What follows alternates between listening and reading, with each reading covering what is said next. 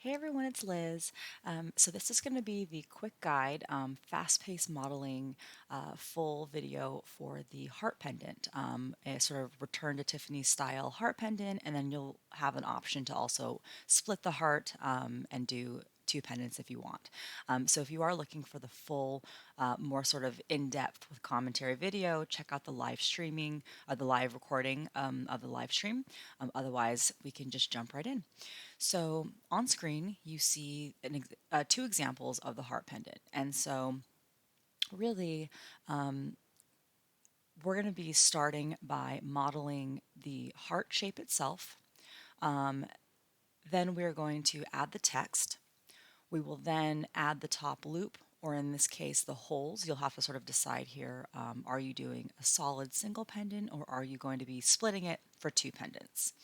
And that will be optional. So if you decide you only want the single heart pendant, you can just kind of be finished at this point, and then I'll just sort of show the last steps.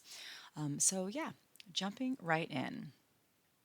Okay, so at this point, you should have your Tinkercad window open, and you'll want to rename your file to heart pendant or whatever you would like. So the way that I'm going to do this is, again, because this is the quick version of this class, I'm just going to really run through the steps. I'm not going to be giving time to to sort of follow along. So pause this, or if you're a super fast modeler, this will be pretty quick for you. So before we get started, I just want to point out that there is a heart in the basic shapes menu. So if you ever just get lost or you feel like we're taking a lot of steps and you just think it's overkill, you can always opt to use this heart. But if you know me, you know that I like to take the sort of more free form way and less of the out of the box way. So we're going to start by building a heart using not this existing shape, but using basic shapes. So first step, we're going to add a cylinder to the work plane. And you're going to go ahead and increase this number of sides to the maximum, 64. So at this point, you just have a basic cylinder. I want to navigate now to the top view, set flat view so that we have really flattened the perspective here. And then got to make some decisions here. So you're going to be reshaping this cylinder to be no longer a circle, but to be an oval or an ellipse. And let me just show you kind of what that means. So what this is going to be is one half of like, or one sort of lobe of the heart. I'll rotate it so you can kind of understand what I mean. So if you could imagine this is the top of the heart, and then it will kind of come down to a peak down here. So this might be a bit of a back and forth for you. You just kind of want to focus on what this shape here is, and then this will be the rounded part on the side.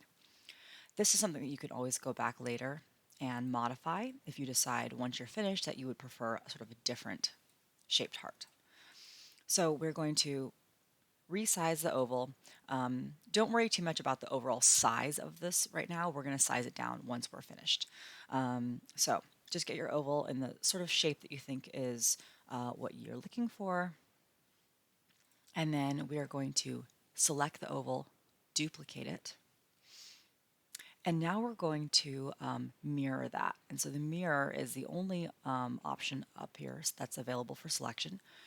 So if we click mirror, we're going to choose which side we want or which sort of axis we want to mirror over. In this case, this axis. So now you can kind of see how this is taking the shape. I'm going to select that duplicated heart lobe or oval and use my arrows to move it. So now you can really understand this sort of heart shape. So you can kind of see right now I'm looking down here. So this is not a bad heart shape here. I could really group that together and kind of call it a day at this point. I do want to show you a couple additional steps for if you wanted to have sort of a more exaggerated heart, and I want to sort of just make this a bit more extreme so you really understand what I'm talking about. And so that was a good example of like, you're not loving your heart, just delete that, go back, edit that oval, and jump back to where we are. So duplicate, mirror over this axis, and use your arrows. Okay, so see now, this is like a really nice shape up here, but this is obviously not what I'm looking for. I need this to come to a point. So at this point, we are going to go ahead and reduce the thickness just by a bit. You don't have to decide again at this point what that final thickness will be. It will probably be somewhere in the 2 to 3 millimeter thickness, but again, we're just going to size this temporarily just to kind of be able to work with it. Okay, at this point, we're going to lock both of these temporarily. So just selecting the two of them and then locking. So now to start to trim away some of this material down here to reshape the base of our heart. So I'm going to reorient that top view again. And then I'm actually now going to be looking for the round roof shape down here. I'm going to drop that onto my work plane. And then I want to rotate this, and let me just show you the orientation that I'm looking for. Rotate it at once this way, and then rotating it once this way. And now I'm going to change this into a hole because it's going to be something that trims away. So what I'm going to show you is how to shape the bottom of the heart, or any object really, using a compound cutting shape, a shape that like a cutter that we create. So back to that top view. Okay, so this is why we locked these heart lobes. We are really working on positioning, sizing, and orienting this round roof hole. So the first thing I'm going to do is elongate this. And I'm doing that because I'm going to now rotate this and sort of show you what we're looking for. So I'm going to be using this outer edge of the round roof to trim away this material that's sort of hanging out over the side. So what I'm looking for is, as you can imagine, we want to cut away all this sort of overhang down here. And I'm going to be using two of these. So eventually I'm going to duplicate this and mirror it the way that I did with these two lobes, to create this sort of pointed base or sort of pointed peak of the heart. So I have some things to consider here.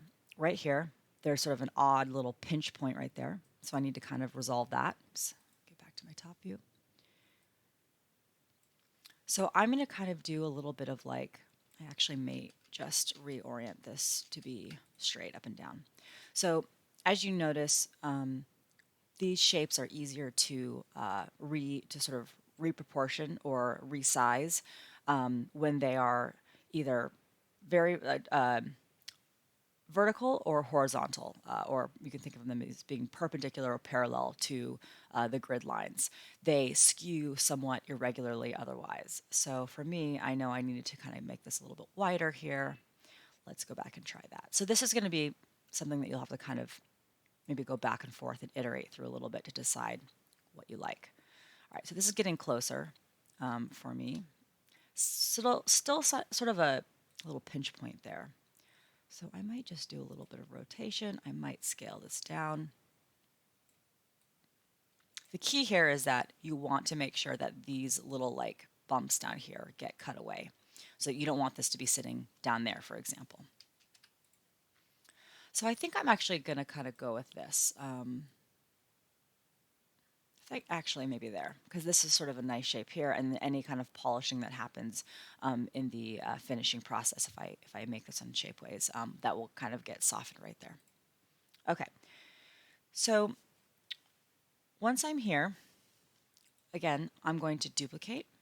I'm going to mirror over that same axis, and I'm now going to use my arrows to put this into shape.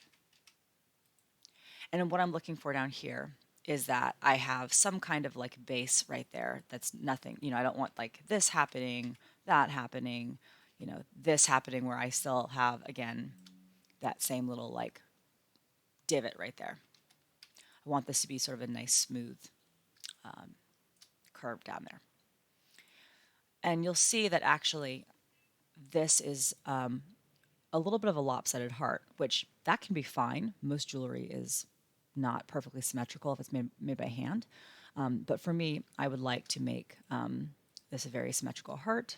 So I'm going to select both of my round roof holes. I'm going to group them. And I'm going to actually go ahead and align them with the heart lobes themselves by using the center align. Okay. It doesn't seem like that aligned very well. Let's just try that again.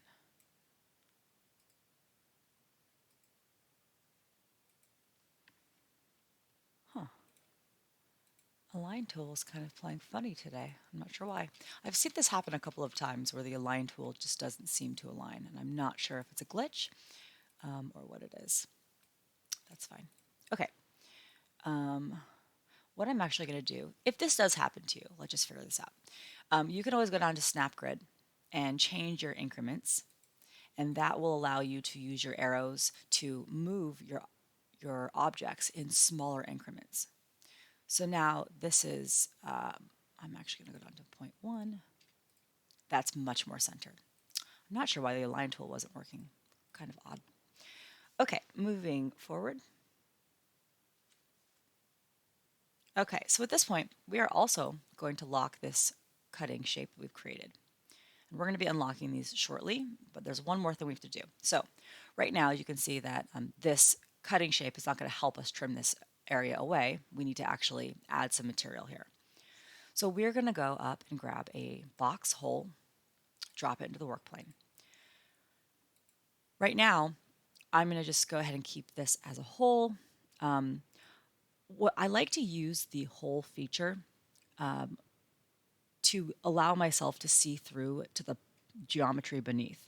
So even if I know that this eventually will be made into a solid, even temporarily, I like to keep it as a hole because I can actually see now what's going on underneath it, which can be very helpful. So I am positioning this box hole to now overlap with all this material that I want to cut away. And really, I'm just looking to cleanly cover these little overhangs. And I'm actually going to move it up a little bit just to make sure that I've got like a nice intersection. So what I'm going to be doing ultimately is cutting this cutter. I'm going to be cutting this away from this. So just to make sure I have plenty of room. Okay. So we're going to now unlock all of these objects. So unlock. Okay. I might know why the align tool was odd. These two were not grouped together. They were just locked individually. That could be why. Okay, so unlock this one as well. So now let me just show you. So we're going to turn this back into a solid for right now. And so this is what I meant by having the box hole be a helpful feature temporarily because I could see through it. I could see what I was looking for down here. So as I mentioned, we want to cut this round roof, these two round roof shapes away from this box hole. Right now, I can tell that my box hole is not going to get cleanly cut, so I'm just going to move it down. And actually, I'm going to increase the round roof shapes just to ensure that they are definitely cutting clean through the box hole, which I can see that they will now.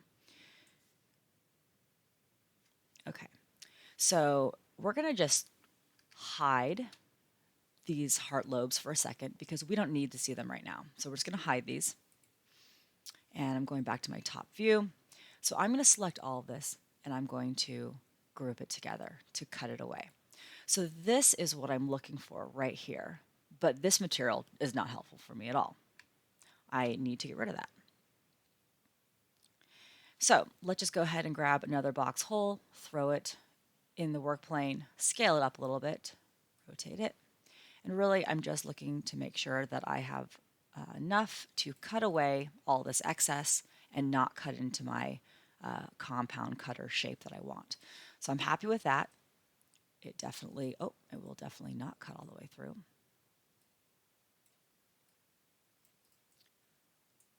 Now it will cut all the way through.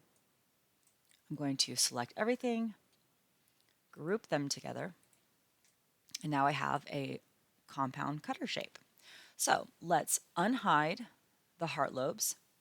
And again, let's just turn that into a hole and look at it. So now everything that is in solid orange, you can see this is your final shape. So at this point, this is your time to say, do I like this? Do I want to make changes? I actually might make this a little bit skinnier. I like the overall shape of it. I just think it was needed to be a little bit thinner. So that's an easy fix. You can also at this point ungroup any of these items and sort of rejig them a little bit. Once you're happy with that, go ahead and select everything. Actually, I'm sorry. Select these two items first, group these together. Now you have your full heart shape. And now select everything and group those, cutting away with your resulting heart. So you can see that I do have these like two little kind of peaks right here. Those are so subtle at this point that they will get polished down. And, just basically when I say polished down, that little point right there, that tiny little point is going to get completely taken off. You still will have a bit of a peak here. It's just not going to have a point on it. Okay.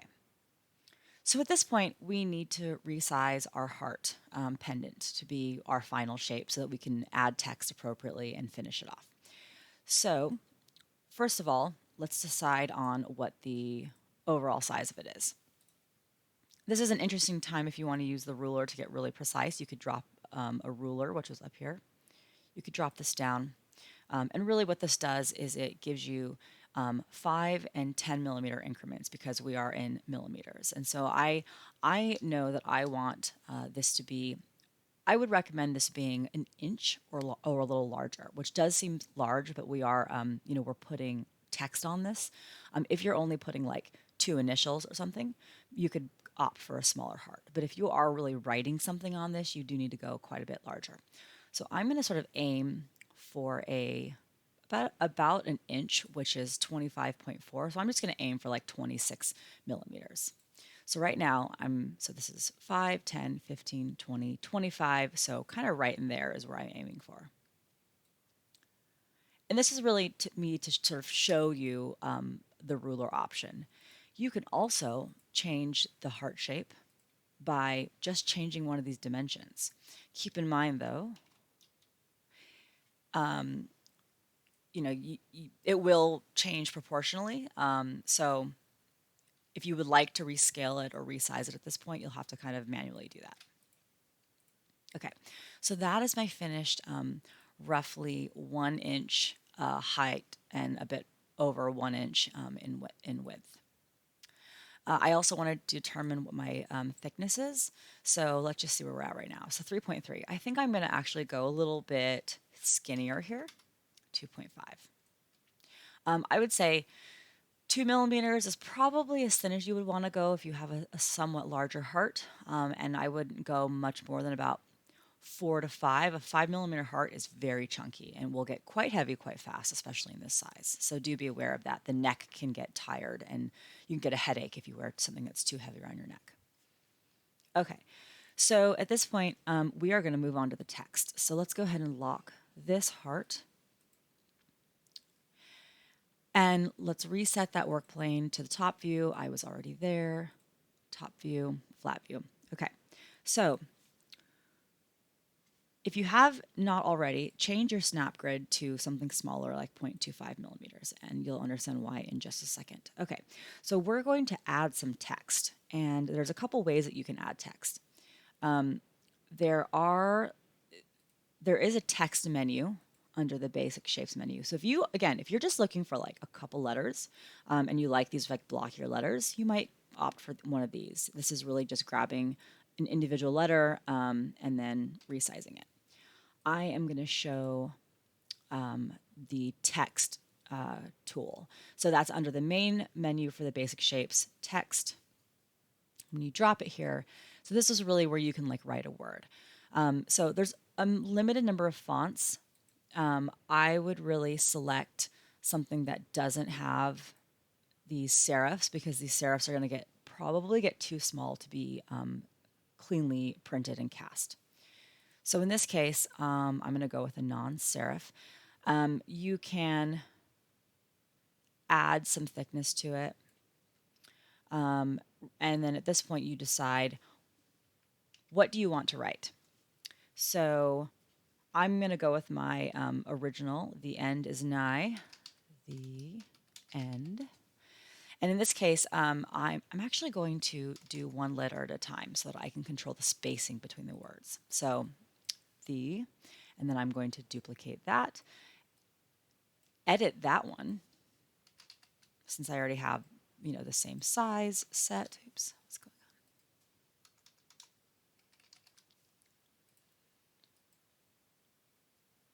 Duplicate that again.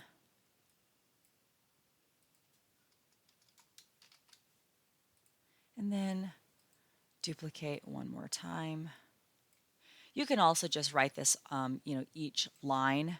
If you have multiple lines of text, you could also just do this in one shot if you want. I'm just being a little picky. So at this point, I am going to align these two, so I know that they are aligned. See, I can see here that they're aligned.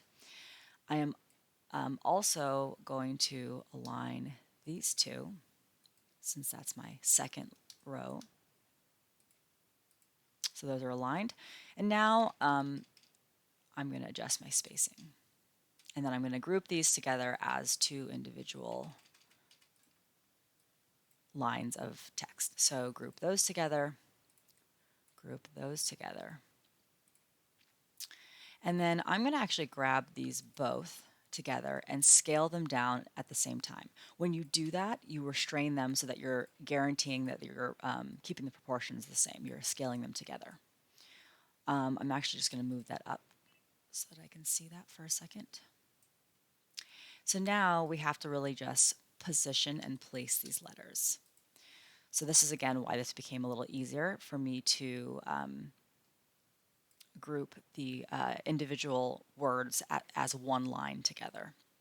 So I think I need to get a little bit smaller because this second line is a bit tight. I'm pretty happy with that. So first we want to just group the letters. I'm actually going to drag these off of the heart for a second. So we want to center the letters, aligning them. And now we know that this is a nice aligned centered piece. We then can group these just to keep them all sort of locked together. And now I can center this within my heart by bounding box, selecting everything. And let's try that align tool, see if it's going to play more nice this time. Yeah, okay. And I want to use my arrows to move it up. And so you can use your arrows a lot here, and that's why the smaller snap grid increment is helpful so that you're not moving quite so dramatically. Okay, so once I'm happy with that, I need to at this point decide how deep is my engraving. You can also, if you wanted to, if you're not doing a split heart, you could also make this a raised text, in which case I would not raise it much, any more than about 0.5 millimeters. If you're engraving this, you could go 0.5, maybe up to 1 millimeter. I'm going to go 0.75. And then now we're going to go to our front view and then use our arrows to drop this down so that it's sitting right on top. I believe, actually, I want to just try something out. I believe that we can use the work plane here as well. Let me just try something.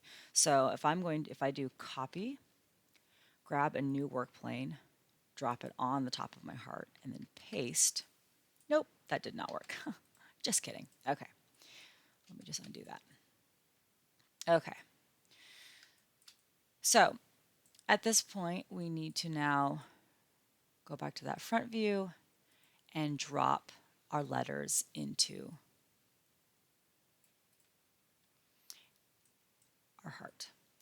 So the letters, though, right now they are a solid. They do need to be a whole in order to cut this out as the engraving. And I'm just going to double check. I actually think I want to move these letters up just a bit more. Yeah, that's better for me. Okay. So once you're happy there, you're going to grab everything and you're going to, oops, sorry, you're going to group it, but you have to unlock it. So unlock that heart, grab everything and group it together. And there you have your heart. Okay, so if you are not splitting your heart, this is going to be the last step. And if you are splitting your heart, bear with me. So, okay, so the next set that I'm going to do, I'm going to show the version where we add the top loop, and then I'll show the version. And then I'll go on and show the version of splitting it. So if you are planning to split this, you can just sort of scroll forward because you're not going to need the top loop. You're going to need to add holes here because you'll have two pendant halves. So for my sake, I'm just going to duplicate this and hide it so that I can go back to that. Okay. So to add the top loop, if you're keeping this as a single pendant, we're going to go and we're going to add another cylinder. We're going to increase that number of sides again to 64, and just go ahead and change the color. I'm going to change to pink. So we're navigating to the top view, which I'm already in. And then at this point, this is going to start to form the outside shape of your heart. So this, or your top loop. So I'm just going to start to sort of scroll this, scale this down. You could lock this if you find it to be sort of in the way. And again, this is something where if you wanted to change this to be a whole shape, just to sort of see where you're positioning it, that's fine too. I'll keep mine as a solid. And you're just going to kind of like roughly decide how large this is. So this top loop, this is the outer edge of the top loop. The hole will be inside here. So just keep that in mind right now. So it will be a little bit bigger. So that for me looks pretty good. I am going to now duplicate this and change it into a hole to make the inner hole. Scale it down. And if you want to get really precise, you can certainly do that. If you want to offset it a certain amount, so your top loop is like a specific dimension. I'm kind of more just going visual right now, like visually, what does that look like? I'm not being super precise about the thickness. I'm just kind of balancing the weight of it to the size of the heart itself. So I kind of like this. What I'm looking at right now is this sort of proportion right here. So I'm just going to grab these two, align them to ensure that they are centered, which they were not centered. Okay, now they are.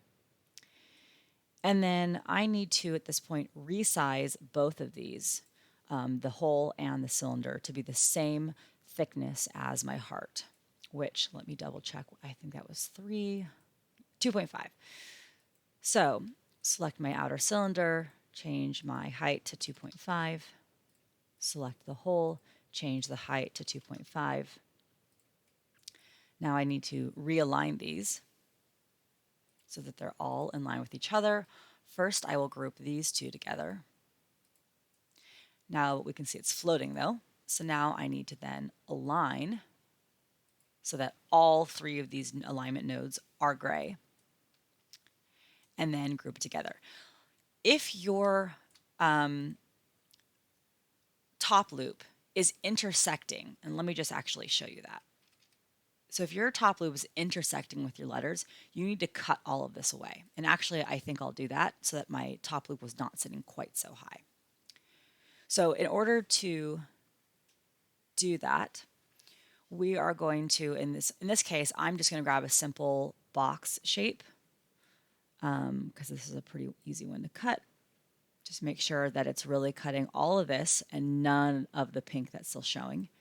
Select my box hole, select my top loop, group those together.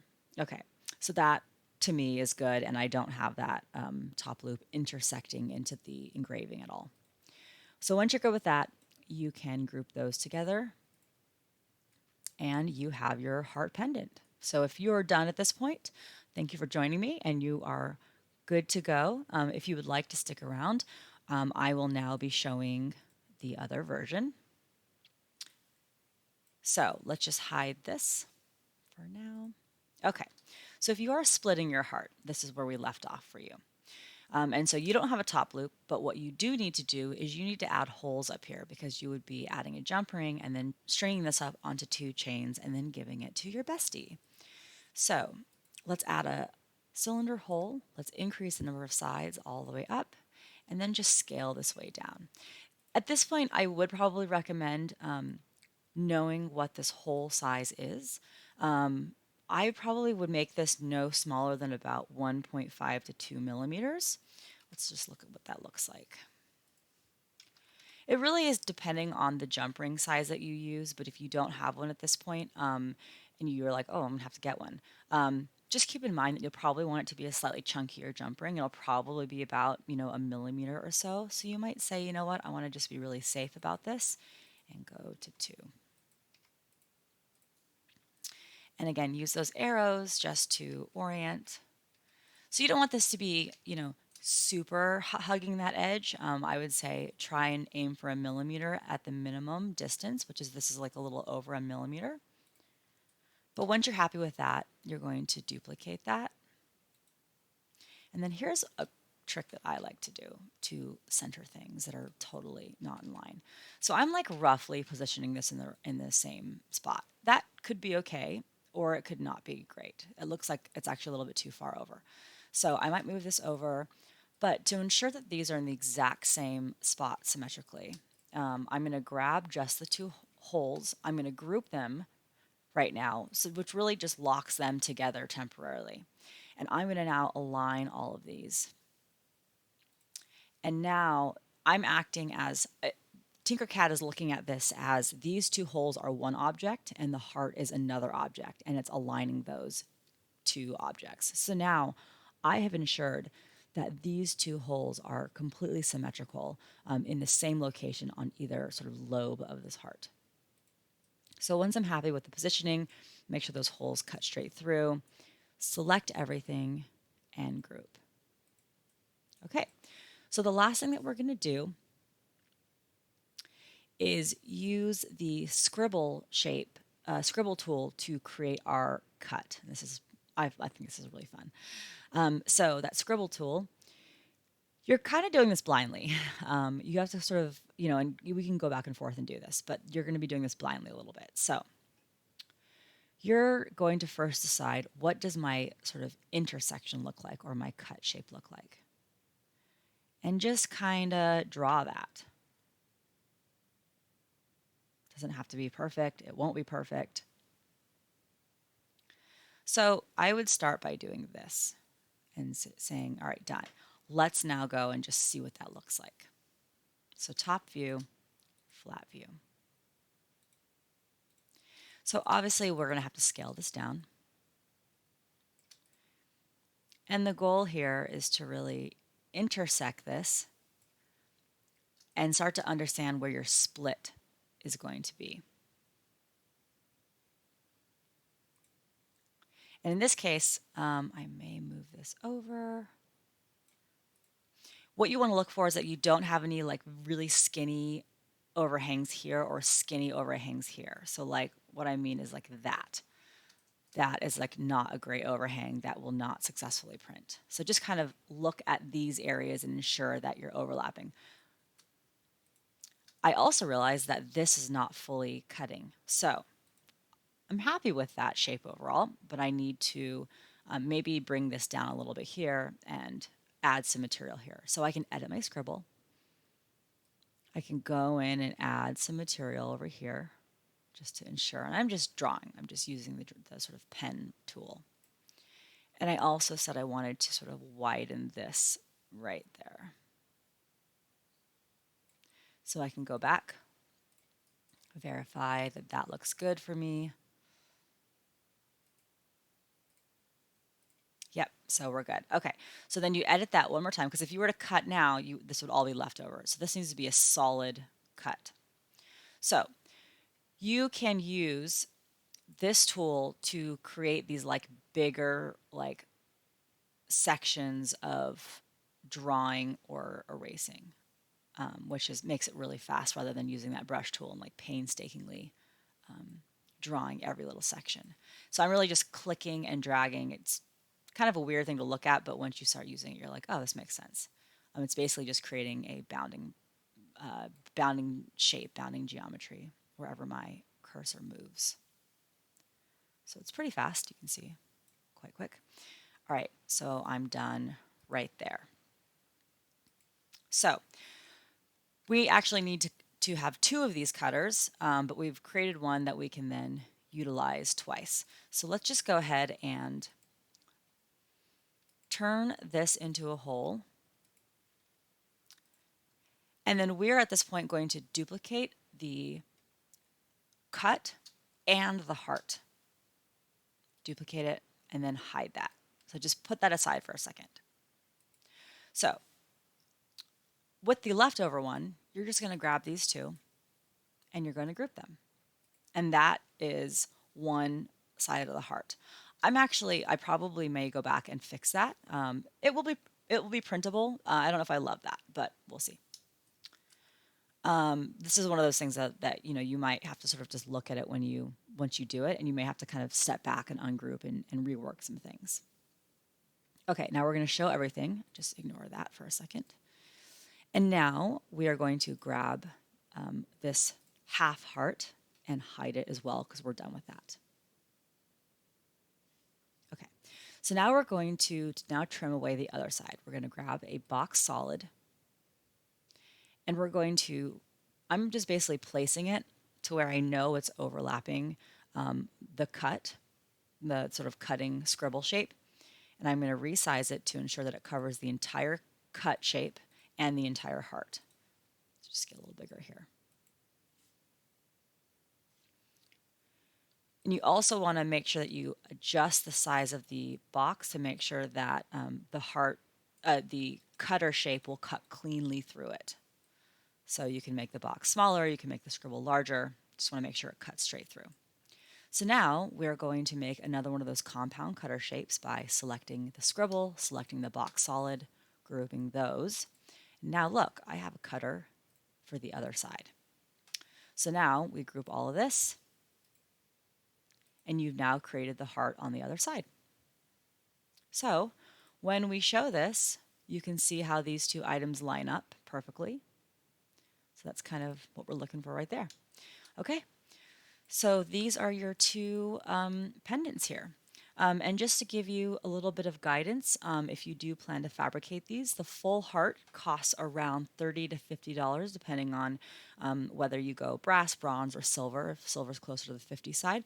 And the split hearts are priced about 15 to 30 per side. Again, brass, bronze on the lower, silver is on the higher. And then do make sure to follow my Shapeways guide, and there's a coupon code in there for 15% off if it's your first time using Shapeways. So, okay, thanks for joining me. Bye.